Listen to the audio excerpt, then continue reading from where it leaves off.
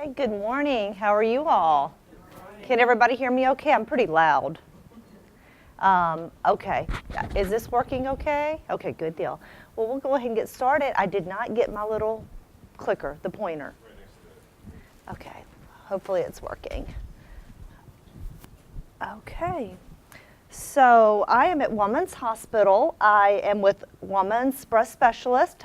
My two partners are Dr. Mary Elizabeth Christian and Dr. Cecilia Kuntz. And we make up a great team over at Women's taking care of patients in the Baton Rouge and the surrounding area. We're going to talk a little bit today about breast cancer and risk reduction for breast cancer.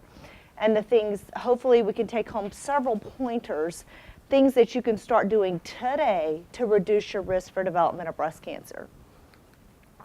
So what is your risk for breast cancer? Well, your two biggest risk factors, the two biggest risk factors are being a woman and aging. And that applies to every single person in this room except one. So this is very pertinent to all of us in here. All women have a 1 in 8 chance of developing breast cancer. True or false? So it's false. Women do have a 1 in 8% chance of developing breast cancer, but it's not. I'm in my 40s, so you take women in their 40s, they don't have a 1 in 8% chance. It's throughout your lifetime. If you live to be 80 years old, your chance is 1 in 8, okay? But if you're in your 40s, it's not 1 in 8. Not 1 in 8 women in their 40s develop breast cancer. But if you live a good long lifespan, it is 1 in 8. Does that make sense? Okay. Again, the risk increases as we age. And again, in your 30s, it's 1 in 233, but by the time you're 85, it's 1 in 8. Two biggest risk factors, as I was saying. Also, white women are more likely to develop breast cancer than African American and other races. However, we know African American and Hispanic women tend to be diagnosed with more aggressive or more advanced breast cancers. Exposure to radiation. Now, we're not talking about the radiation, the touch of radiation you get with a mammogram, and we're going to talk about that in detail in a minute. We're talking about prolonged radiation, like lymphomas and people that have had mantle radiation for lymphomas when they were a teenager. And we're going to go over that. Previous abnormal biopsies with the word atypia in them. Lobular carcinoma in situ, prolonged estrogen exposure. This means starting your periods early and going through menopause late. That is prolonged estrogen exposure. That increases your risk. No children, or like me, children late in life, increases our risk. Only women with a family history of breast cancer can get breast cancer. True or false? False. I think everybody knows this. Matter of fact, it is so false that I will tell you 70% of women that develop breast cancer have no family history of breast cancer. So family history is important, but it certainly does not exclude us. And I like this chart. So these are the hereditary ones. These are the ones we talk about, the mutations, and we're going to talk about those mutations in a little while. BRCA, BRCA, only about 5 to 10%. Familial, some family history, make out about 10 to 25%, but again, 60 to 70%, no family history, or maybe a distant cousin. Men can't get breast cancer. True or false? False. 1% of breast cancer in men. 410 men will die this year of breast cancer. Much more likely to have a mutation. Prognosis is about the same as women, but they usually present later in life because that's not the first thing they're thinking about. Okay? There is little that you can do to decrease your risk for development of breast cancer. True or false? False. This is why we're here today, to talk about the things that we can do to decrease our risk for development of breast cancer. Lifestyle modifications. Alcohol, we know, increases our risk. And we're going to go into each one of these in detail. Obesity increases our risk. Exercise can decrease our risk. And let's talk about each of these. So, just a little cartoon. Because I hear this all the time. I'm too busy. I'm a working mom. I have children. What fits your busy schedule? Exercising 1 hour a day or being dead 24 hours a day? Got to think about it. You know, I talk to women a lot about this. I say, okay, I work, I'm a mom. We don't have time to go to the gym and spend, well, some of us do. When I go to the gym, I see some of these women, they're there and they've just been there for like 3 hours and, you know, and I'm like, how do you have time? But that being said, you don't have to go to the gym. Gyms are expensive, right? Now, we want to be able to go to gyms. Some insurances, by the way, check with your insurance. Some insurances cover gym memberships. Very important. But some women don't have insurance that covers a gym, or they don't have insurance at all, and they can't afford it, and the gym's too far from their house. And just about every woman I know has what we call a smartphone, right? Has a phone that they can have internet access on. Google 30-minute exercises to be done at home.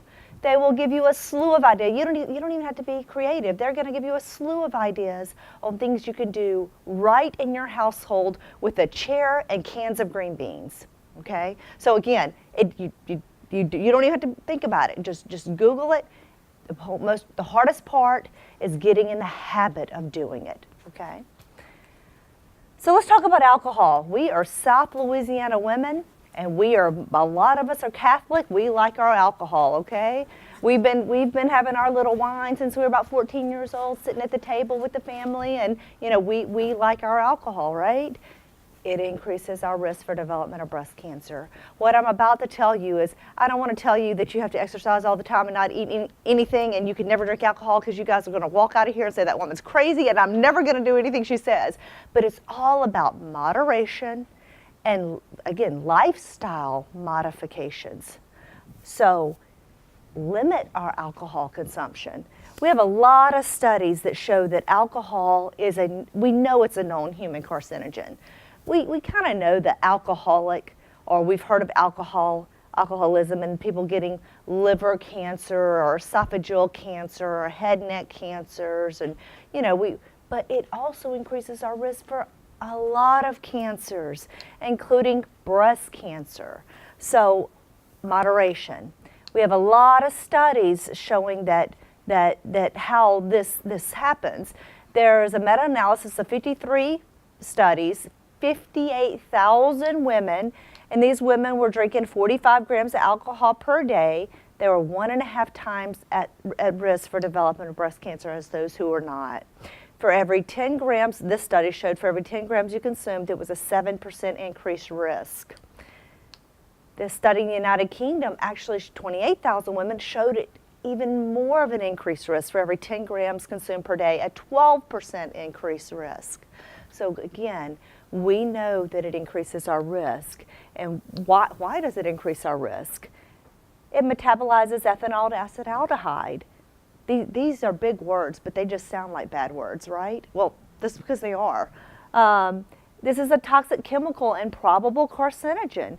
It can damage our DNA and our proteins. Alcohol increases our risk by generating reactive oxygen species, which can damage our DNA, proteins, and lipids. These are the important things that make up our body. It can impair our body's ability to break down and absorb very important nutrients and vitamins, increasing our blood levels of estrogens.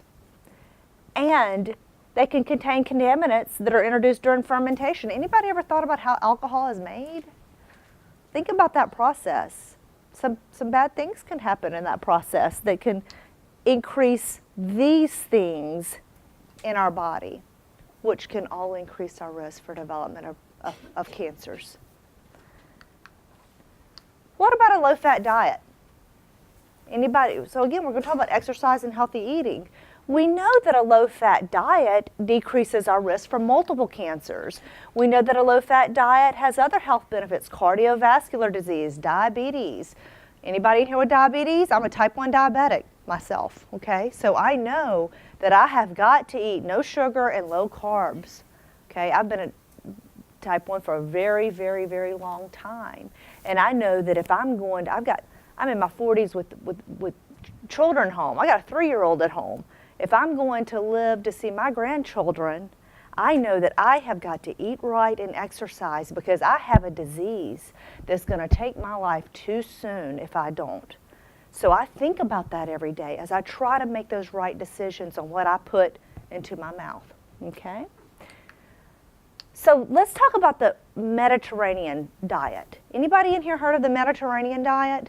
Okay, this is considered probably the best thing in the world that we can eat, okay? Even better than low-fat diet, and we're going to talk about that. So this was a study from 2003 to 2009. It was actually stopped early because there were so many benefits for the heart that they saw. They didn't even finish the trial. They're like, okay, this is the diet we should all be consuming. And then again, this was the first randomized trial to observe the effect of long-term dietary intervention on breast cancer. They actually looked as a secondary factor, the risk for breast cancer in the women consuming these diets. So what is this type of diet? Plant foods, fish, and olive oil. So this is not the fish like we like to eat in South Louisiana. This is not the deep fried fish and the deep fried chicken, and it is grilled fish, olive oils. And again, extra virgin olive oil is better than regular olive oil. And we're going to talk about that in a minute. Olive oil provides a high supply of monounsaturated fatty acids. These are the good fatty acids, okay? Extra virgin olive oil is thicker and more viscous oil, and it contains a lot of things that can be good for us in our diet.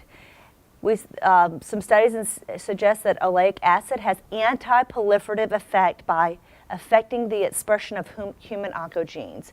It controls those cells that want to grow out of control and cause cancer. Other potential benefit is explained by reduction in DNA oxidative damage. That's things that can cause cancer as well. So 4,282 postmenopausal women. There were 35 cases of confirmed breast cancer in these patients. Median follow-up was 4.8 years. And again, for all of those, so every one of these people in this trial were eating a good diet.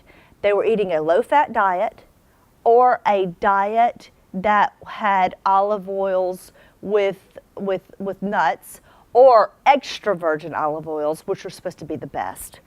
And what did it show? Those that were eating the olive oils and the Mediterranean diet supplemented with extra virgin olive oils, 1.1% risk. Those that were eating the Mediterranean diet supplemented with nuts, 1.8. Those were just eating a low-fat diet, 2.9. So you were at more of a chance for getting breast cancer eating the low-fat diet than you were the Mediterranean diet. But still, the low-fat diet, the fourth thing they should have looked at is a regular diet. All of these would have been less than that. So we know this is not a lot of things we haven't always known. We know that women in America are more likely to develop breast cancer than women in Japan. Why is that? We eat a high-fat diet in America. They eat a much lower-fat diet. So we've always known the fat difference, but the difference in this is that talking about the olive oils and the fish and how much more beneficial that can be. We know that women in Japan are more likely to develop stomach cancer than women in America because they eat a lot of raw fish. We know that women in America are more likely to develop colon cancer than women in Japan. Why? Because we eat a half-fat diet. So where we are, our cultural differences certainly increases our risk for certain types of cancers. This was just kind of explaining what we were just talking about on how that diet was broken down. So let's talk a little bit about exercise. Lots and lots of studies have published the benefits for exercise and lowering the risk for development of breast cancer. And a lot of these vary depending on how much exercising they're doing or what type of exercising they're doing. So we know that this can reduce our risk. We know that studies have shown that we had the maximal benefit when we start exercise early in our lives. So we know that women that exercised in their 20s, 30s, and 40s had the maximal benefits for decreased risk in their 50s, 60s, and 70s. So in other words, we know that you're almost 60 years old, and you're like, oh, I'm almost on Medicare. I should start exercising. You know, I'm getting older. We know that's good, but it's not as good if you've been exercising since you were 20 years old. Okay, so we get a lot of benefit. Talk to your kids. Talk to these children. We know that there is an obesity epidemic in America because kids sit in front of the TV doing this with their computers or their iPads or their cell phones. They're not exercising as much and they're eating a bad diet. We know that Michelle Obama spent a lot of time going around schools talking about the benefits of feeding our kids good nutrition, developing those habits early in life, because what we do in our 20s, our teens, our 20s, 30s, 40s, it's going to show the effect when we're older, okay? So, thin does not necessarily make a difference. That's just your genes, okay? So let me tell you, has anybody seen that commercial? It was for a cholesterol-lowering medication or something. And it shows, I can't even remember if it was a man or a woman, but they were in tip-top physical shape. It shows them kind of in slow motion running. And I mean, you could see every muscle in their body, and they just looked so good. And then it shows them hitting a wall and falling out. And what it was trying to explain is that you can look your best, but if your cholesterol is high, you're still going to get that heart disease. You're still going to. So you see a skinny person walking around here, you just thank them that they got good genes because they're skinny, but that doesn't necessarily mean they're healthy on the inside. So that 3 hamburgers that with cheese and all that stuff on it is just as bad for that person as it is for somebody that's obese. So again, this applies to everyone, okay? Physical activity may prevent tumor development by lowering hormone levels, by lowering insulin and insulin-like growth factors, by improving the immune system, and by weight maintenance to avoid high body mass and excess body fat. So we know, and you know what this doesn't talk about? It doesn't talk about the mental aspect of exercise. I have women with breast cancer with depression. They start exercising, they don't have to take a pill for that depression. That depression goes away. Exercise is good for the mind, body, and soul. It is good for every bit of us, okay? Let's talk about vitamin D. Well, we don't know exactly what to say about it as far as our risk, but what our studies have shown is that the far majority of women that are diagnosed with breast cancer have low vitamin D levels, okay? So one of the things the medical oncologists do to breast cancer patients, the first thing they do is they put them on vitamin D and calcium supplements, okay? So what does this mean? Make sure you're getting your good daily allowance of vitamin D, okay? Vitamin D is very important. So no vitamin, herbal remedy, diet supplement, or alternative therapy has been scientifically proven to treat breast cancer, but it is very important in lowering our risk, okay? So let's talk about screening. Anybody in here get their mammograms? Yearly mammograms are very important, but we had a little stir up about 2016 on when we should start mammograms as women. But we know that traditionally, we've all said that they should start at the age of 40. We also know that Sweden had a huge trial years ago showing that women ages 40 to 74, if you have a mammogram, you're 30% less likely to die than women who do not. New guidelines, 2016, the American Cancer Society said, you know what, maybe if you meet certain criteria, we're going to go over that criteria, you can start at 45 rather than 40, and then you could do those yearly to 54, and then start it at 55 every other year. Well, there was all kinds of backlash with this. They also no longer recommended clinical breast exams. Now, this is the American Cancer Society. And by the way, that 45 is if you have no family history of breast cancer and you have never had a breast issue. If anything's ever going on in their breast or you have a family history, you should still start at 40 or earlier. And also, it says that you can. It doesn't say you must. So they say women still have options to start at 40 as well. But the problem with people coming out with wording like this is it makes insurance think about, well, maybe we don't have to cover it to the 40. Any insurance is always looking for a reason they don't have to cover you, okay? They're supposed to cover stuff, and they deny it just to see if you're going to call them and appeal it, you know? I'm very frustrated with insurance sometimes because when my ladies are not getting what they need, that upsets me. Okay, so again, we're going to, for the sake of time, we're going to move through some of these slides quickly. Average age, starting at 40. If you have increased risk, you may need to alter this pathway. And we're going to talk a little bit about this. Screening. How much time do I have? About 10 more minutes? Okay, good. So screening is our way.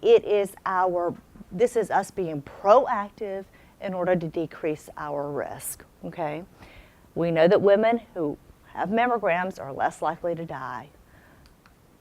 Mammogram is the only imaging tool to examine the breast. True or false? False. We got a lot of them.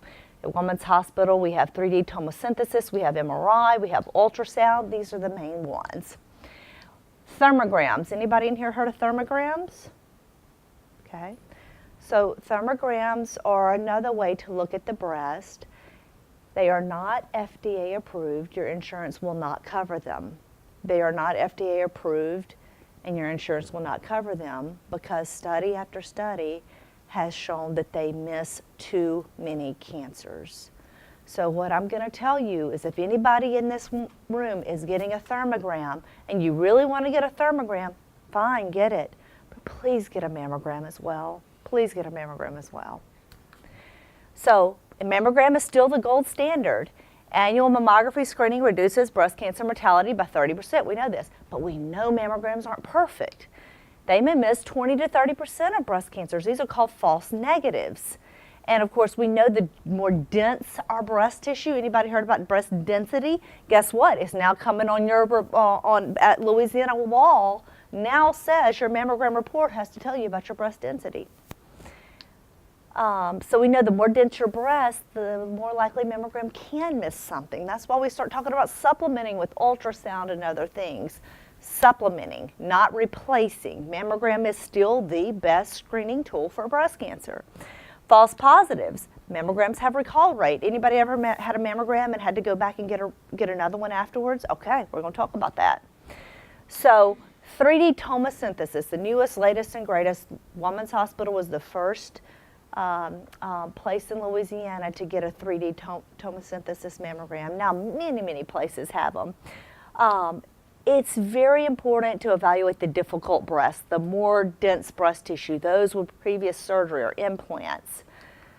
So what is tomosynthesis? It's your mammogram, but instead of doing 2 views, which is the standard conventional mammography, it does 1 millimeter slices throughout the breast.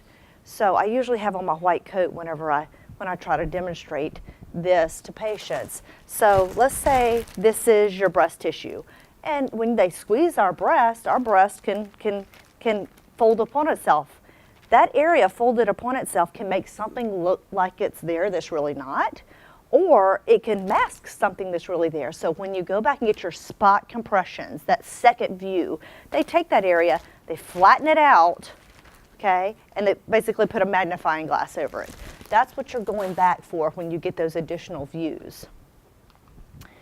So tomosynthesis helps decrease the need for that because it's doing 1 millimeter slices throughout the breast. So even if that breast tissue folds upon itself while it's being squeezed, it's still doing 1 millimeter slices through it. So this is kind of what one can look like.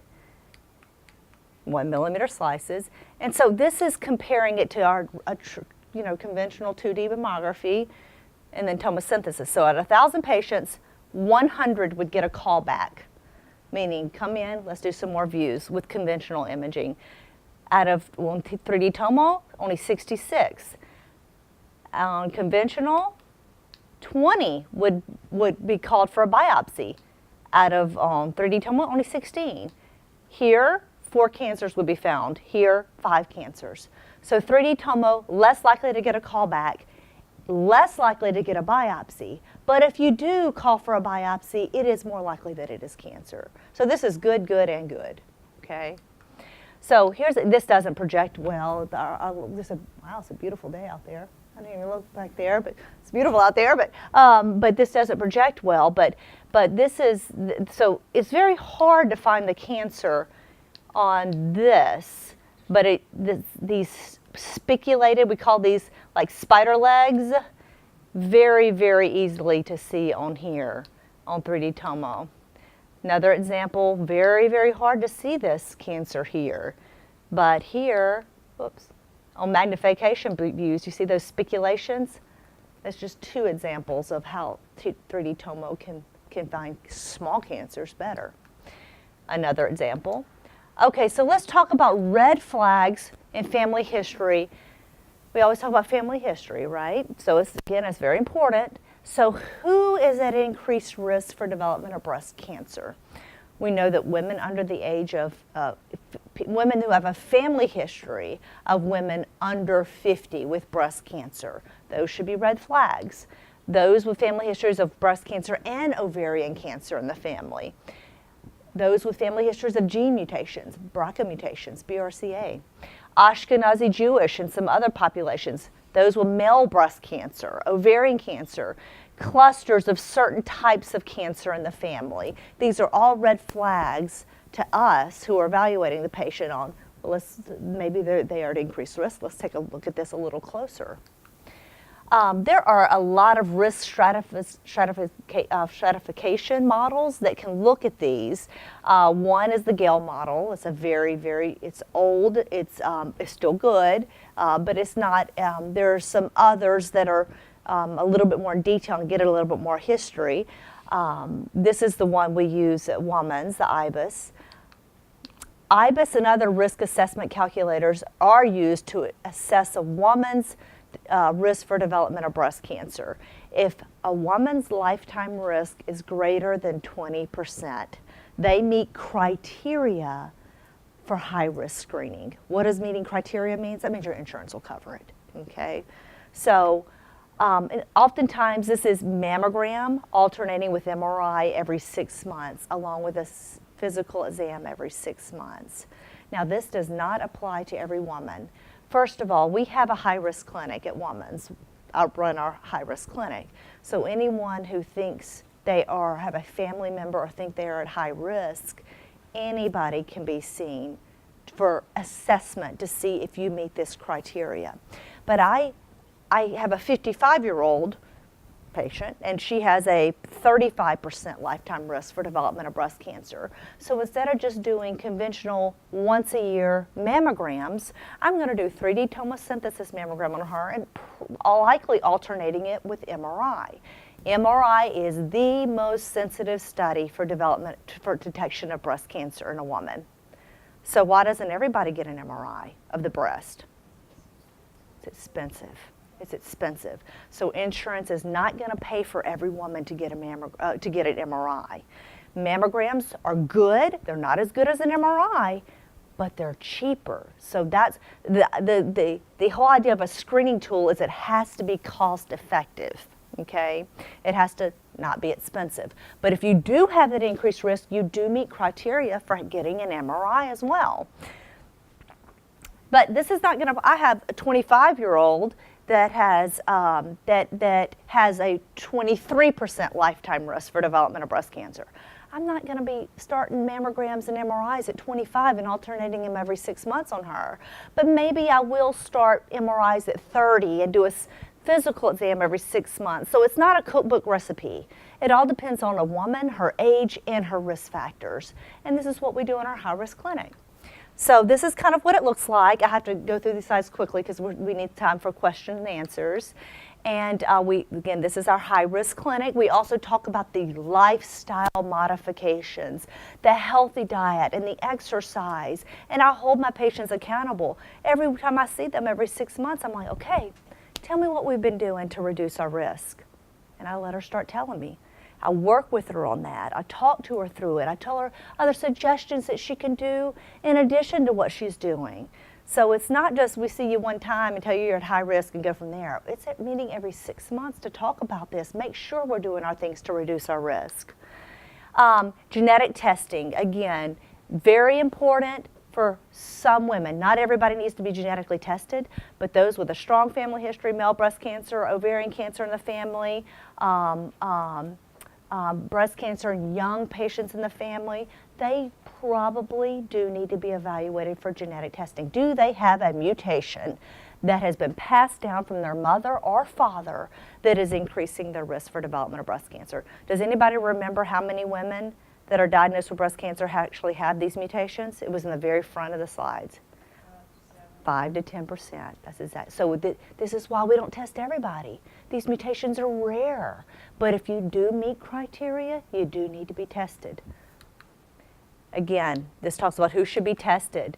We want to stop right now